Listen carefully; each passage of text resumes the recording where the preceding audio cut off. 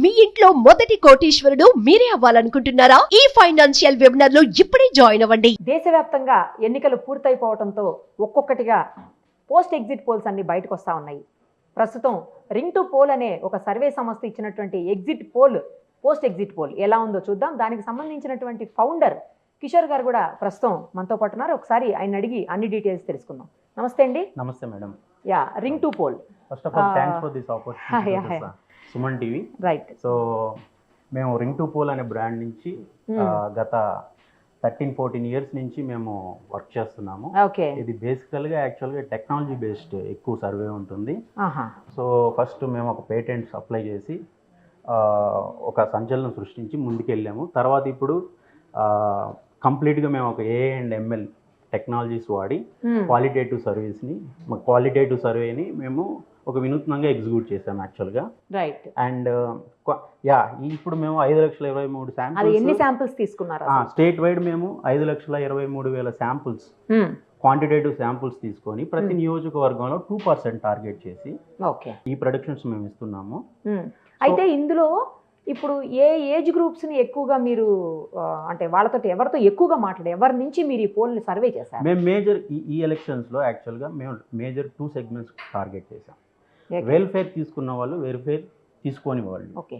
Welfare section, non welfare section. Okay. క్లియర్గా ఈ రెండు ఏజ్ గ్రూప్స్ అడుగుతున్నాను. వీటిల్లో ఆల్మోస్ట్ అన్ని ఏజ్ గ్రూప్స్ని మేము టార్గెట్ చేయాలి. జనరల్గా ఒక సర్వే అని అంటే ఈక్వల్గా ప్రతి ఏరియాలో యాక్చువల్గా age sector wise educated wise కానివ్వండి సమానంగా తీసుకోవాలి. ఇది ఆటోమేటిక్గా కవర్ అయిపోతుంది. సరే, ఇప్పుడు మీరు చేసినటువంటి ఏదైతే పోస్ట్ ఎగ్జిట్ పోల్ సర్వే ఉందో దాన్ని చూద్దాం ఒక్కసారి.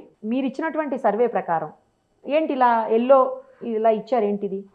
ఇదేంటి పోల్? ఇది యాక్చువల్గా జస్ట్ మా ఇన్ఫర్మేషన్ గురించి యాక్చువల్గా మేము ఎలా స్టార్ట్ చేసాం మా జర్నీ అనేది. సో ఇది మెయిన్ రికార్డ్ అండి. రైట్. సో ఈసారి యాక్చువల్గా ఖచ్చితంగా ఏంటంటే వైసీపీ గవర్నమెంట్కి వ్యతిరేకత అనేది మెయిన్. అన్ఎంప్లాయ్మెంట్ అనేది చాలా మేజర్ సమస్య. వెల్ఫేర్ వర్సెస్ అభివృద్ధి అనే విధంగా 2 యాంగిల్స్లోనే ఈసారి డెవలప్మెంట్ మధ్య పడింది యాక్చువల్గా. ఎగ్జాక్ట్గా చెప్పాలంటే అంటే ఖచ్చితంగా ఈ ఎలక్షన్స్లో మటుకు అభివృద్ధి అనేది వైసీపీ నుంచి అందుకోలేకపోయారు ఆశించినంత. సో ఇదే మేజర్ ఫ్యాక్టర్. ఎనీ ఎలక్షన్స్లో ఏదైనా కానీ 80% అనేది ఒక మేజర్ ఫ్యాక్టరే ఒక డిసైడ్ చేస్తుంది. మీరు డిసైడింగ్ ఫ్యాక్టర్ అయింది అంటారు. సో వైసీపీ నుంచి చూస్తుంటే మీరు 60 అసెంబ్లీ సీట్స్ ఇచ్చారు, 8 to 11 పార్లమెంట్ సీట్స్. అంటే ఇక్కడ 60 +or-5 అండి. అంటే 55 నుంచి యాక్చువల్గా 65 వరకు వస్తుంది. అండ్ ఎన్డీఏ వచ్చి 110 ఖచ్చితంగా వచ్చే సీట్స్ అప్ టు 120 వరకు వెళ్తుంది. సో ఒక 10 సీట్లు అనేది చాలా నెక్ టు నెక్ ఉంది. 10 ప్లేసెస్ లో చాలా నెక్ టు నెక్, అది ప్రెడిక్టబుల్ కాదు. ఇది పార్లమెంట్ కి వచ్చేసరికి 14 నుంచి 17 సీట్స్ వస్తున్నాయి. అండ్ వైసీపీ 8 నుంచి 11 సీట్లు వస్తున్నాయి. ఓకేనా? ఈసారి ఓట్ల షేర్ వచ్చేసరికి మీకు 2%, ఆల్మోస్ట్ 2.5 దాకా అట్లా డిఫరెన్స్ చూపిస్తున్నట్టు ఉంది కదా. అవును, అరౌండ్ 2.3% వేరియేషన్ తో ఈసారి ఎన్డీఏ అనేది ఖచ్చితంగా గవర్నమెంట్ అనేది ఫామ్ చేస్తుంది. డౌట్ లేదు ఖచ్చితంగా. ఓకే. అదర్స్ కి ఇచ్చారు మీరు, ఇక్కడ సీట్లు ఇవ్వలేదు. అదర్స్ ఎక్కడ పర్ఫార్మెన్స్ లేదు యాక్చువల్గా. అంటే సీట్లు ఎక్కడ ఎన్కాష్ కావట్లేదు. ఓకే. కాన్స్టిట్యుయెన్సీ వైజ్ చూద్దామండి. కాన్స్టిట్యుయెన్సీ వైజ్ చూసినప్పుడు అమలాపురంలో వచ్చేసరికి మీకు ఇక్కడ సింపుల్ గా చెప్పేస్తాను హై లెవెల్లో. ఓకే. ఇప్పుడు ఆంధ్రప్రదేశ్ ఓటర్లు ఎట్టయితే 2 సెక్టర్లుగా అభివృద్ధి వర్సెస్ వెల్ఫేర్ అన్నట్టు ఉన్నారు, డెవలప్మెంట్ సేమ్ ఇదే విధంగా ఒక 2 పార్ట్స్ ఆంధ్రప్రదేశ్ లో కనపడుతుంది యాక్చువల్గా. గుంటూరు నుంచి అరకు దాకా కంప్లీట్ వన్ సైడ్ పీపుల్ వచ్చి ఎన్డీఏ అలయన్స్ కున్నారు. గుంటూరు కింద నుంచి ఒక నరసరావుపేట కాడి నుంచి ఇంకా రాయలసీమ బెల్ట్ అంతా చాలా పోటాపోటీగా వైసీపీ కొద్దిగా ఎడ్జ్ చూపిస్తుంది. సో ప్రజలు ఈ విధంగా అంటే వీటిల్లో కూడా నెక్ టు నెక్ ఉన్నాయి. అంటే ఒక ప్రాంతం వారీగా 2 ప్రాంతాల వారీగా మనం చూసుకుంటే పీపుల్ ఎలా యాక్చువల్గా బిహేవ్ చేస్తున్నారు అని అంటే ఒక ప్రాంతం కంప్లీట్ గా యాక్చువల్గా ఏంటంటే వన్ సైడ్ ఉన్నారు. సో అమలాపురంలో ఆల్మోస్ట్ మీరు అన్ని కూడా కూటమికే చూపించారు. అవును. అనకాపల్లి కూడా సేమ్ ఉంది. తర్వాత అనంతపూర్ వచ్చేసి 2 నెక్ టు నెక్ చూపించి మిగతా అన్ని కూడా అనంతపూర్లో అవునండి. ఈ గుంతకల్లో ఒకటి నెక్ టు నెక్ ఇక్కడ వైసీపీ కొద్దిగా ఎడ్జెస్ ఉన్నాయి. ఓకే. సో అరకులో కూడా మీరు 3 వైసీపీకి చూపించారు, వస్తున్నాయి. మిగతా 4 కూడా మీరు అరకు యా NDA కి అంటే ఇవన్నీ యాక్చువల్ గా పార్లమెంట్, ఇవన్నీ గెలిచే పార్లమెంట్స్ ఇవి. అదే అమలాపురం గానీ, అనకాపల్లి గానీ, అనంతపూర్ గానీ, అరకు గానీ, బాపట్ల వచ్చేసరికి 2 చూపిస్తున్నారు వైసీపీ. అవునండి. మిగతా అన్ని కూడా బాపట్ల అండ్ చీరాల చాలా క్లియర్ గా ఉంది వైసీపీ. ఓకే మిగతా అన్ని యాక్చువల్ గా ఎన్డీఏ గెలుచుకుంటుంది. ఓకే ఇది చిత్తూరు. ఈసారి చిత్తూరులో యాక్చువల్ గా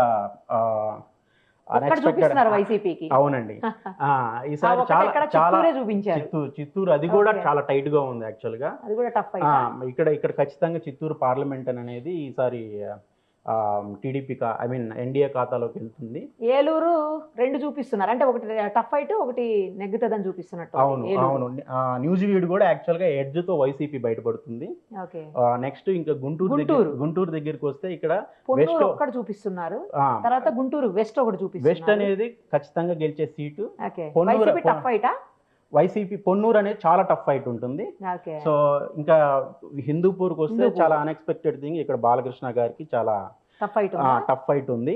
సో చాలా గెలిచినా ఓడిపోయినా ఆశ్చర్యపోనక్కర్లేదు యాక్చువల్గా మా సర్వే ప్రకారం. సో ధర్మవరంలో కేతిరెడ్డి గారు చాలా మంచి మెజారిటీతో ఈసారి అతను గెలుస్తున్నారు యాక్చువల్గా. సో కడపలో ఈసారి ఏంటంటే పార్లమెంట్ ఖచ్చితంగా వైసీపీ గెలుచుకుంటుంది. సో ఊహించని విధంగా ఈసారి బద్వేల్లో బీజేపీకి ఎడ్జ్ కనపడుతుంది. వెడ్జ్ కాదు, క్లియర్ గా గెలుస్తుంది యాక్చువల్ గా. 4 సీట్స్ చూపిస్తున్నారు, 4, 6, 7 మొత్తం 5 చూపించినట్టున్నారు ఇక్కడ.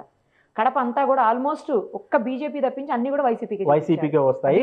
ఒక రెండు మాత్రం కొద్దిగా నెక్ అండ్ నెక్ ఉంది. జమ్మలమడుగు కూడా కొద్దిగా పోటీ అనేది. కాకినాడ అసలే లేవు. కర్నూలులో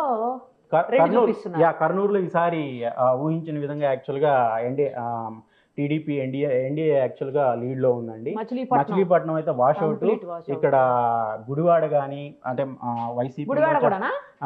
వైసీపీ నుంచి ప్రముఖులైనా గానీ, నాని గారు గానీ, వంశీ గారు గానీ, సో వీళ్ళందరికీ గుడివాడ, గన్నవరం అన్ని క్లీన్ స్వీప్ అయిపోతుంది ఇక్కడ యాక్చువల్ గా. నంద్యాల వచ్చేసరికి నంద్యాల అనేది యాక్చువల్ చాలా ఎన్డీఏ చూపించారు మీరు. నంద్యాల మటుకు చాలా క్లీన్ గా వైసీపీ ఉంది. సో నరసరావుపేట నియోజకవర్గంలో 2 చూపిస్తున్నారు. ఏది పెదకూరుపాడు ఒకటి, చిలకలూరుపేట, అన్ని కూడా వైసీపీకి.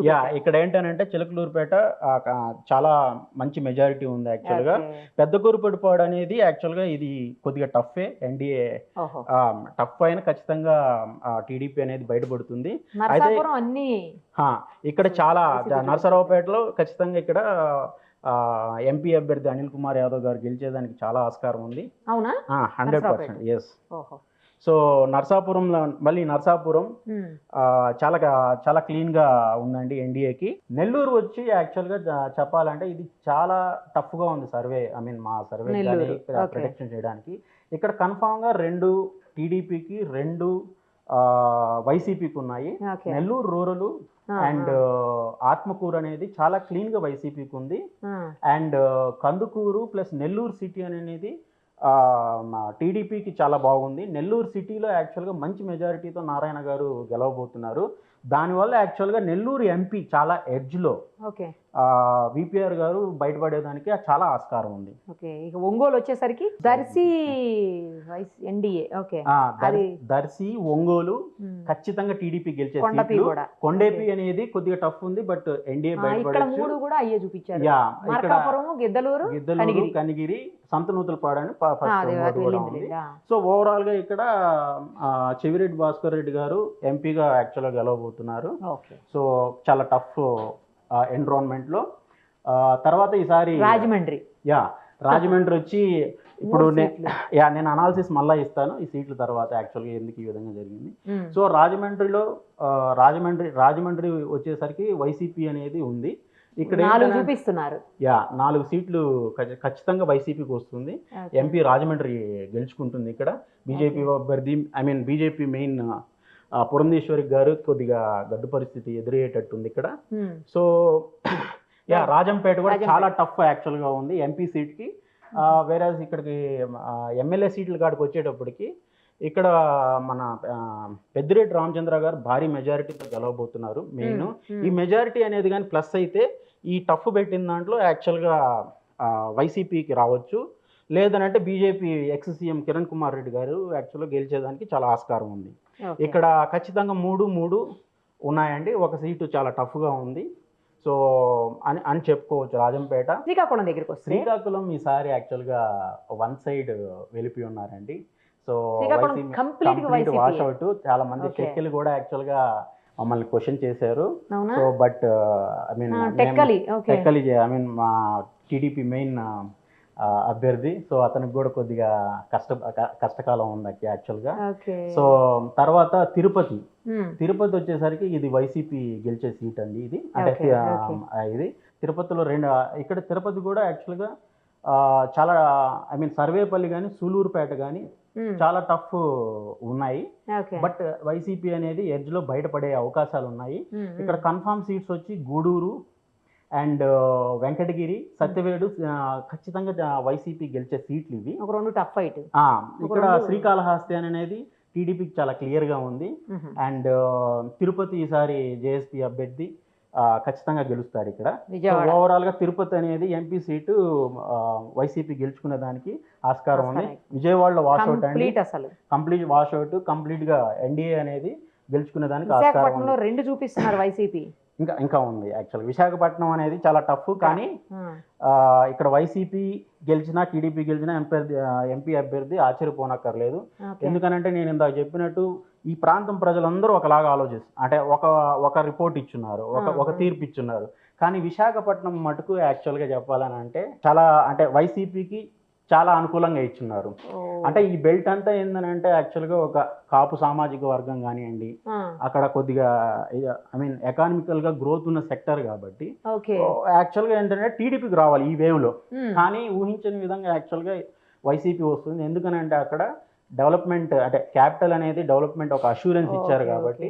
సో అక్కడ మటుకు ఒక డిఫరెంట్ తీర్పు అనేది వచ్చింది. ఇంకా ఫైనల్గా విజయనగరం అనేది ఒక సీటు మాత్రమే యాక్చువల్గా వైసీపీ గెలుచుకుంటుంది.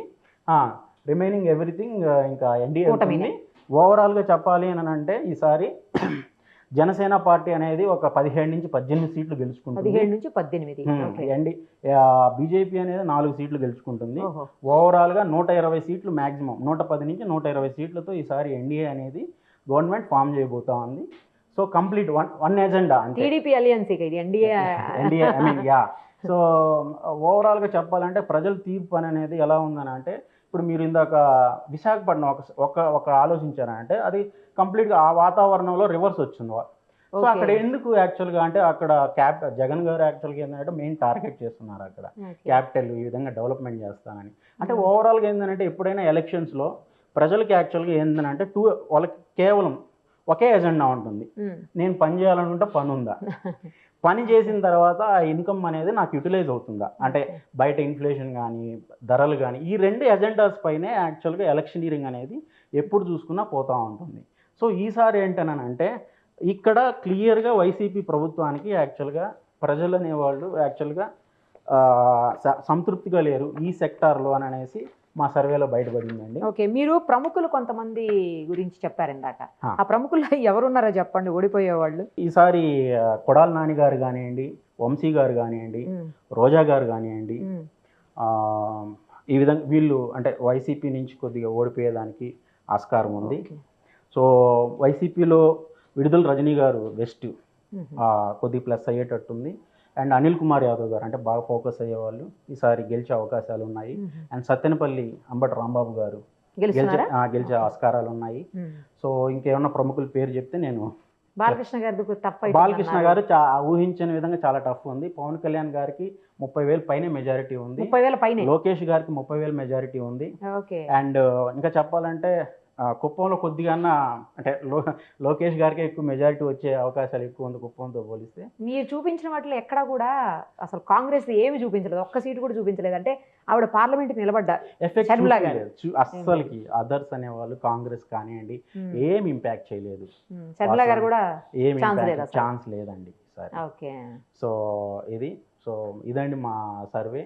రైట్ అండి, చూద్దాం మీ సర్వే నిజంగా రియల్ ఫిగర్స్కి మీరు చెప్పిన వాటికి ఏమాత్రం దగ్గరగా ఉంటుందనేది కొద్ది గంటల్లో తేలిపోతుంది. ఓకే, కొన్ని రోజుల్లో మంగళవారం అదే కొద్ది గంటలే ఇంకా. థ్యాంక్స్ అండి, థ్యాంక్స్ ఫర్ దిస్ ఆపర్చునిటీ.